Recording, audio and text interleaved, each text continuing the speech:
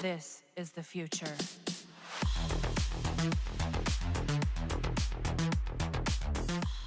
2022 will be a big year for Warframe. Players will be treated well on this game as there will be lots of bugs, nerfs, and shenanigans coming this year. I'm just kidding. Seriously, we got lots of things to look forward to this 2022 in Warframe, and also, I think this is the best time to get back into the game since the grind is way better compared to the past version of this farming simulator.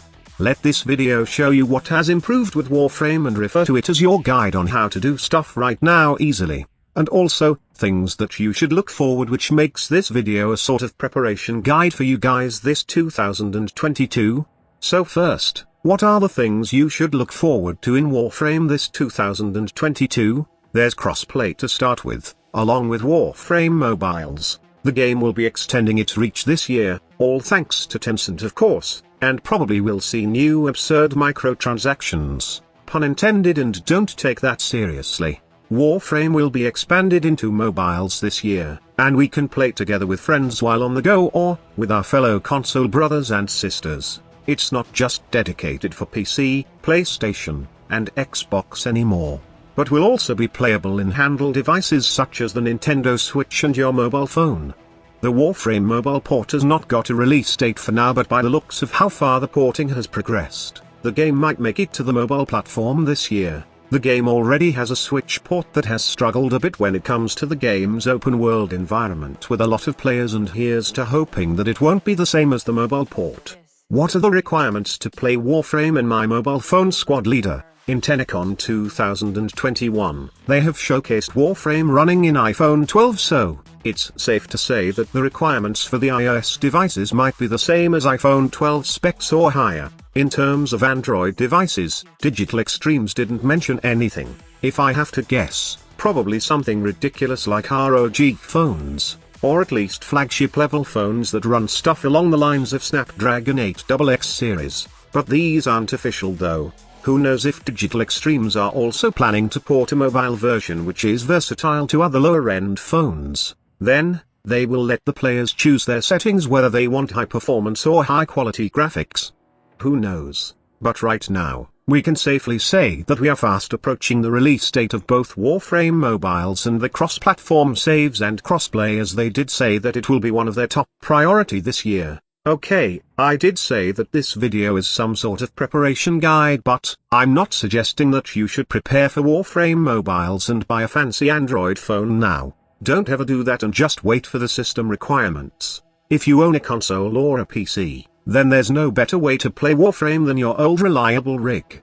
Moving on, let's talk about the grind in Warframe. Undeniably, Warframe is still a farming simulator in 2022, as after the introductory part, you will be invested in getting all the things needed to progress in later parts like the Steel Path levels, and after that, you will farm again that new stuff or those things that you don't own to either serve as collections or increase your master rank. But whatever the means, you will always farm in Warframe, especially that new stuff. But unlike the past, wherein you will just be bombarded with lots of questions, Digital Extremes have made a little change that somehow set directions to what you have to do next. There's some sort of a guiding system right now in Warframe that points new players to what to do next, but the good part about this guidance system is that it's not mandatory and players can still go what route they want to do next if they please. It's not obstructive and it certainly leads you where you need to go, or what to do next. It's not a perfect guide though, but it will suffice the need of guidance material for new players who know nothing about Warframe.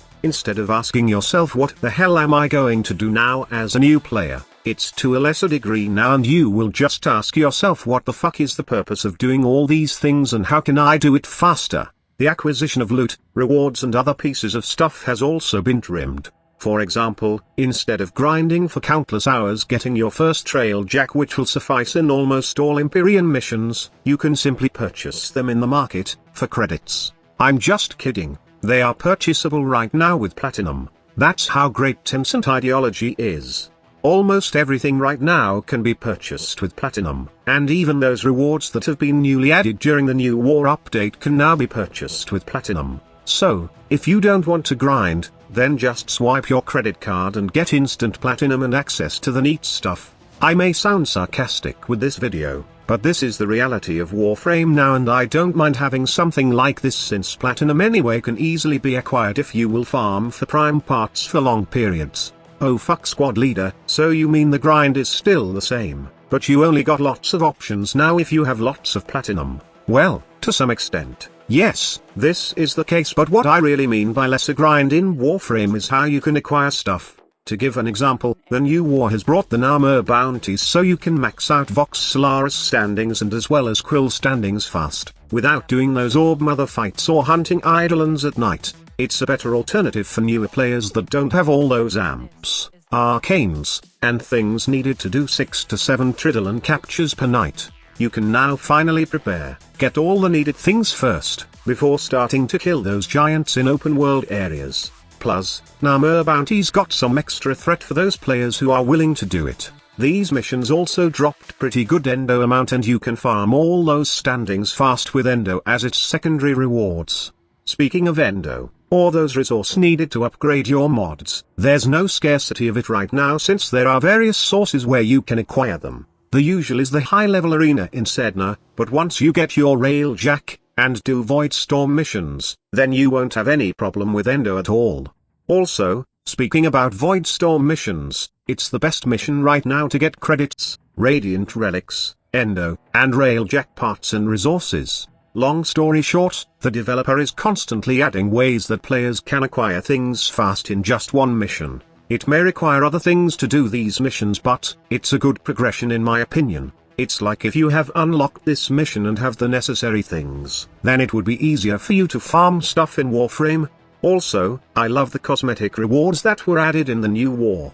I am talking about that new Protovia collection that has this evolution mechanic after finishing a required task. I hope Digital Extremes will add more rewards like this, as it's really cool to see these types of accessories in your Warframe.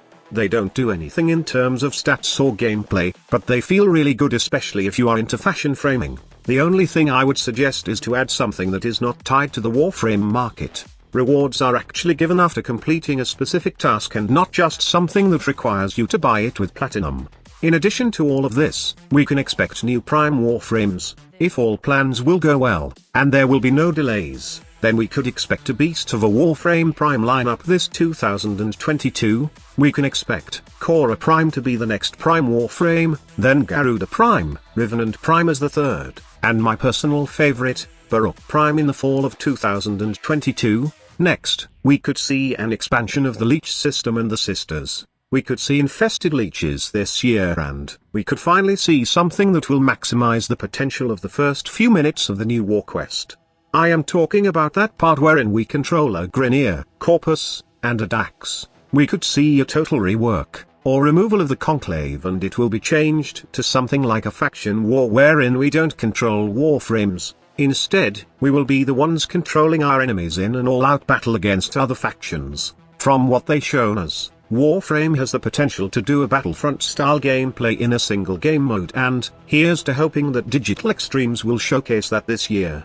Also, expect more Duviri Paradox news this year, but I won't say that it will be coming this year. In case you don't know, this is the update wherein it's focus on the Void and the Orokin. Most probably, we will do battle against the Man in the Wall in this new open world update. There's no exact release date, and this update was delayed several times. It was said to be coming 2020, then it got delayed 2021. Then, it was announced it won't be happening last year, and I am not hoping for Duviri Paradox to come out this year. Well, there's the chance it would come out since we are slowly and steadily recovering from the pandemic, and Digital Extremes will soon be back to their usual working environment. If they aim for the Duviri Paradox to drop this year, then probably it will be a big update this coming November or December of 2022.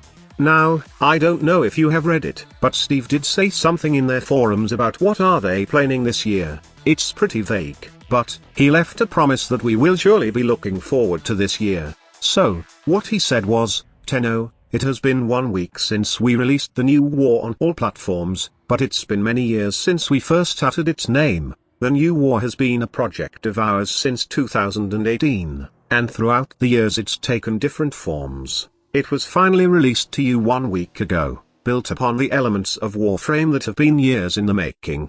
We did it. Thank you for making the new war our biggest story update of all time. I'm so excited by your reaction and grateful for your patience and enthusiasm. I love reading about your theories and people noticing connections to the game's past and future. It feels good to resolve bits of that story.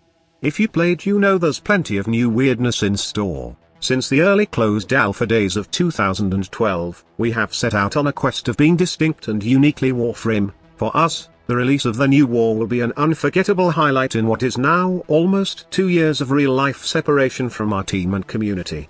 This quest truly is a testament to the community, its structure, and its story, placing trust in your understanding of the Warframe world we have built. The new war's pieces are lovingly crafted by over 300 developers and studio employees wanting to tell the very personal story of Warframe, your story, and it's only just begun. I saw a lot of wish this gameplay stayed, and we share that feeling as well, so there will be some exciting experiments in bringing those change-ups into the game in other ways that aren't purely quest-driven.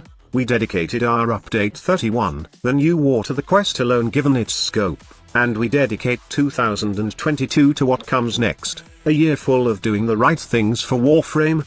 2021 was all about cleanup and lead up to the new war. We did our revisits of Railjack, Arsenals, tied together with the Proxima and Ground with Lish's ancestors. But now, we have never felt more energized to work on Warframe, and we owe it to you to make 2022 our best year yet. Enjoyed the new war. See you in 2022, Tenno. Well, this is Steve's words, and for Warframe fans, I certainly know there are mixed feelings about what he said, so let me know in the comments section below on what are your thoughts about what Steve said. Will Warframe be a big game this 2022, or we will see the same crap again being reskinned for the next few years until we reach 2035 when Warframe servers are finally shutting down? Was that foreshadowing? I don't know. Let's get into the comment section and discuss. Thank you so much for watching. I hope you a good year and more blessings to your family. Squad Leader signing off. This is the future.